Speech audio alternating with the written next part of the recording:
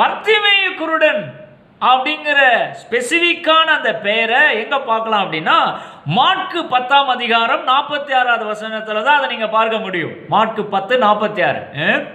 முக்கியமா நீங்க கவனிக்க வேண்டிய பாயிண்ட் 2. இந்த பர்த்திமேயு குருடனை பத்தி நம்ம பார்க்கும்போது, 1, இவன் தாவீதின் குமாரனே, தாவீதின் குமாரனே எனக்கு இறங்கும் ஐயா அப்படின்னு கதறான், கூப்பாடு போட்டு கூப்பிடுறான். பக்கத்தில் இருந்த சீசர்கள் மற்ற ஜனங்கள்லாம் அவனை அதட்டுறாங்க. ஏன் அப்படி கத்துற? அவர் பாரு அங்க போயிட்டு இருக்கிறாரு, நீ இங்க இருந்து கத்துற, ஏன் கத்துற, அமைதலாரு அப்படிங்கிற மாதிரி அமைதல் படுத்துறாங்க.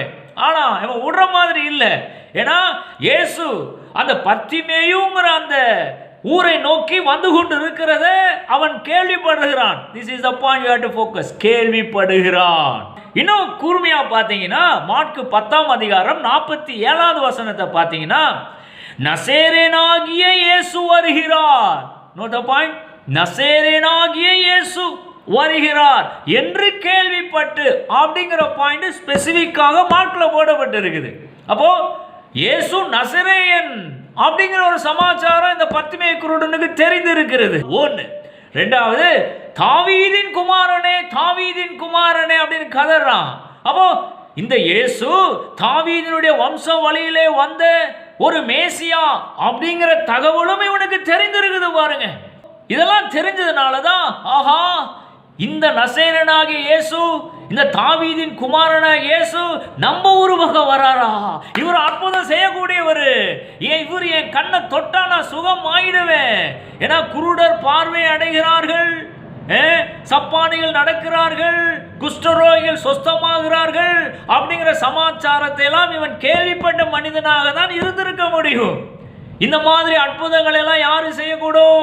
மேசியா என்று ஒருவர் வரும்போது தான் இந்த அற்புதங்கள்லாம் நிகழும் அப்படிங்கிற சமாச்சாரத்தை எல்லாம் இந்த பர்த்திமேயு குருடன் தெரிந்தவனாக காணப்படுகிறான் பாருங்க. இவன் ஒரு விசுவாசத்தை வெளிப்படுத்தக்கூடிய முகாந்தரமாக இன்னொரு காரியத்தை செய்யறான் பாருங்க. மாற்கு 10ஆம் அதிகாரம் 50வது வசனம். மாற்கு 10:50 வாட்ச் பார்த்தீங்கன்னா, தன் மேல ஒரு வஸ்திரத்தை போட்டிருக்கிறான். அந்த வஸ்திரத்தை எரிந்து விட்டு எழுந்து இயேசுவின் இடத்தில் வந்தான். ஆஹா, இவனுக்குள்ள இவ்வளோ பெரிய விசுவாசம் இருக்குதா அப்படின்னு அவருக்கு புரியுது.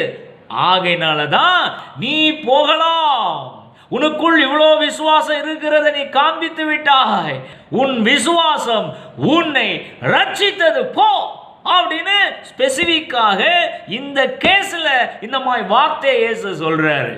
சொன்ன உடனே இவன் கண்கள் திறக்கப்படுகிறது, பார்வை அடைந்தவனாக மாறிவிடுகிறான்.